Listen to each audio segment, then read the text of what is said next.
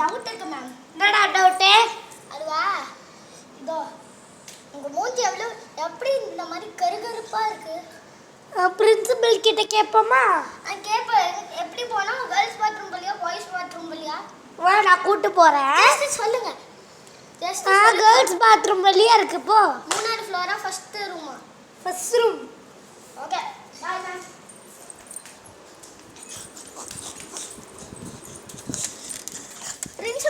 Principal ma'am. என்னடா வேணும்? எங்க மேம் எதுக்கும் உங்க ரூமுக்கு வர சொன்னாங்க.